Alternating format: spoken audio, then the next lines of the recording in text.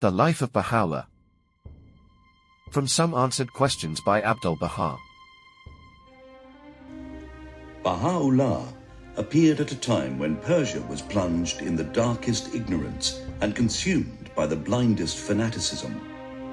You have no doubt read at length the accounts that European histories provide of the morals, manners, and thoughts of the Persians during the last few centuries, and these require no repetition.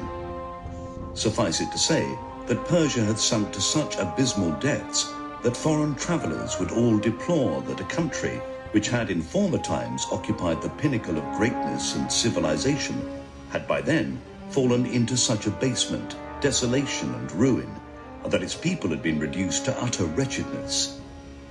It was at such a time that Bahá'u'lláh appeared. His father was a court minister, not a divine, and it is well known throughout Persia that he never studied in a school or associated with the learned and the divines. He passed the early part of his life in the utmost comfort and happiness, and his companions and associates were Persians of rank rather than learned men.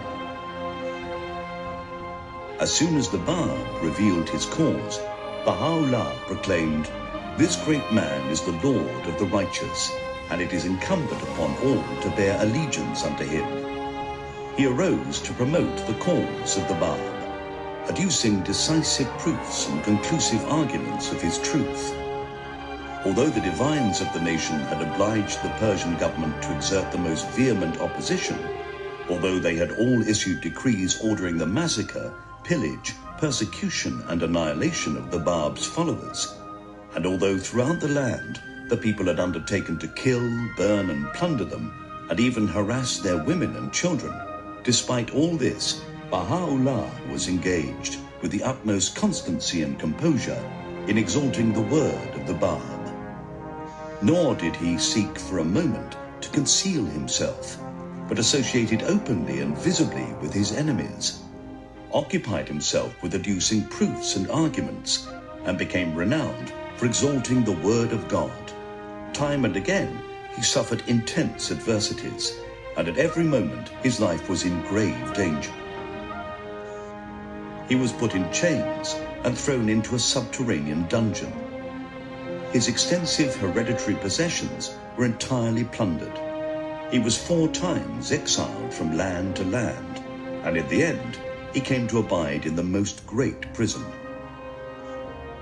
Notwithstanding all this, the call of God was ceaselessly raised, and the fame of his cause was noised abroad. Such were the knowledge, learning, and perfections he evinced, that everyone in Persia was astonished.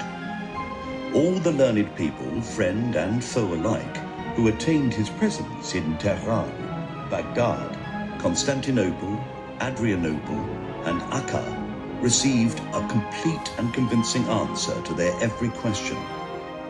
All readily acknowledged that in every perfection he was peerless and unique throughout the world. In brief, this most great luminary appeared suddenly above the horizon of Persia, and all the people of that land, whether ministers, divines, or the general populace, rose against him with the fiercest animosity, claiming that he was bent upon annihilating and extinguishing their religion, laws, nation, and empire, even as had been said of Christ. Yet Bahá'u'lláh, alone and single-handed, withstood them all without faltering in the slightest. At last they said, "So long as this man is in Persia, there will be no peace or tranquility. He should be banished, that Persia might again find rest." They subjected Bahá'u'lláh, therefore, to severe hardships, so that he was forced to seek permission to leave Persia, and they imagined that the lamp of the cause would be thereby extinguished. But this persecution produced the contrary effect. The cause grew in stature, and its flame waxed brighter. It had until then spread only within Persia. This caused it to spread to other regions. Later they said, "Iraq is too close to Persia. We must dispatch him to distant lands." Thus the Persian government persisted until Bahá'u'lláh was exiled from Iraq to Constantinople. But again they saw that he did not falter in the least. They said, Constantinople is a crossroads for diverse peoples and nations, and there are many Persians there. Hence they took further steps and had him exiled to Adrianople. But that flame gathered still more intensity, and the cause grew ever greater in stature. Finally, the Persians said, none of these locations was a place of humiliation. He must be sent to a place where he will be disgraced and subjected to trials and persecutions, and where his kindred and followers will suffer the direst afflictions. Thus, they chose the prison city of Akka, which was reserved for rebels, murderers, thieves, and highway robbers. And in this wise, they made him associate with such people. But the power of God was made manifest, for this prison became the means of the promotion of his faith and the glorification of his word. The greatness of Baha'u'llah became apparent in that he succeeded, from within such a prison and under such humiliating circumstances, in wholly transforming the condition of Persia, in overcoming his enemies, and in proving to all the resistless power of his cause. His sacred teachings spread to all regions, and his cause was firmly established. In every province of Persia, his enemies arose with the utmost hatred, seizing and killing, beating and burning, uprooting 1,000 households, and resorting to every violent means to extinguish his cause. Notwithstanding all this, he promoted his cause and promulgated his teachings from within this prison of murderers, thieves, and highwaymen, awakening many of his most virulent enemies and making them firm believers. Such was the influence of his actions that the Persian government itself arose from its slumber and regretted what had been wrought at the hands of the wicked divine.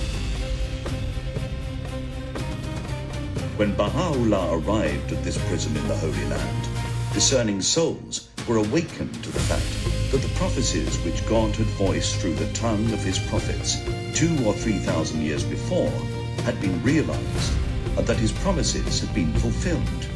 For he had revealed unto certain prophets and announced unto the Holy Land that the Lord of hosts would be manifested therein. All these promises were fulfilled, and, but for the opposition of his enemies and his banishment and exile, it can scarcely be imagined how Baha'u'llah could have left Persia and pitched his tent in this sacred land. His enemies intended that this imprisonment should completely destroy and annihilate his cause, but his incarceration became instead the greatest confirmation and the means of its promotion. The call of God reached the east and the west, and the rays of the Sun of Truth illumined every land. Praise be to God. Though he was a prisoner, his tent was raised on Mount Carmel, and he moved about with the utmost majesty. And whoever entered his presence, be it friend or stranger, would exclaim, "This is not a captive, but a king." Immediately upon his arrival in prison, he addressed an epistle to Napoleon, which he sent through the French ambassador, the substance of which was, "Ask what crime we have committed to be confined in this prison." Napoleon made no reply. Then a second epistle was issued, which is contained in the Surah Haykal, and which in substance says, "O Napoleon, since thou hast failed to heed and answer my call, thou shalt lose thy dominion and be reduced to naught." This epistle was dispatched to Napoleon by post through the care of Cesar Catifago, and with the full knowledge of his companions in exile. The text of this address quickly reached all of Persia, for the Kitab-e-Haykal was sent at that time to every corner of that land, and this address was included therein. This took place in the year 1869, and as this Surah Haykal had been circulated throughout Persia and India, all the believers had it in their hands and were awaiting the outcome of this address. Not long after, in 1870, the fire of war was ignited between Germany and France, and although no one at the time anticipated the triumph of Germany, Napoleon was resoundingly defeated. surrendered to his enemies, and saw his glory changed into deepest abasement. Tablets were likewise dispatched to other kings, among them an epistle to His Majesty Nasiruddin Shah. In that epistle, Baha'u'llah said, "Summon me to thy presence, and gather all the divines, and ask for proof and testimony, that truth might be distinguished from error." His Majesty sent Baha'u'llah's epistle to the divines and assigned them this task, but they dared not undertake it. He then asked 7 of the most renowned divines to respond to this epistle. After a while they returned it, saying, "This man is an opponent of the faith and an enemy of the king." His Majesty the Shah of Persia was sorely vexed and said, "This is a matter of proof and testimony, of truth and error. What has it to do with enmity towards the government? How pitiful that we have shown forth such respect to these divines, and yet they cannot even reply to this address." Briefly, all that was recorded in the tablets to the kings has come to pass. One need only compare their contents with the events that have transpired since the year 1870 to see that every prediction has been fulfilled, save for a few that remain to be manifested in the future. Moreover, foreign peoples and non-believers attributed wondrous works to Baha'u'llah. Some believe he was a saint, and some even wrote accounts to this effect, such as Sayyid Dawoodi, a Sunni divine of Baghdad, who composed a short treatise in which he related in some connection certain extraordinary feats of Baha'u'llah. To this day, there are people throughout the East who do not believe in Baha'u'llah as a manifestation of God, but who regard him as a saint and attribute miracles to him. To summarize, not a single soul, whether friend or foe, who attained Baha'u'llah's presence failed to acknowledge and attest to his greatness. Although he might not become a believer, he would invariably bear witness to his greatness. No sooner would someone appear before him than the encounter would produce such an impression as to prevent him, in most cases, from uttering a word. How often would a bitter enemy resolve in his heart to say such and such, or to argue so and so, when he had attained his presence, only to find himself amazed, bewildered, and reduced to utter silence. Baha'u'llah never studied Arabic, had a teacher or tutor, or entered a school. Nevertheless, his eloquence and fluency in spoken Arabic, as well as in his Arabic tablets, would astonish the most articulate and accomplished among the Arab men of letters. And all acknowledged that in this his attainments were without peer or equal. If we carefully examine the text of the Torah, we see that none of the manifestations of God ever said to those who denied them, "Whatever miracle you desire, I am ready to perform, and I will submit to whatever test you propose."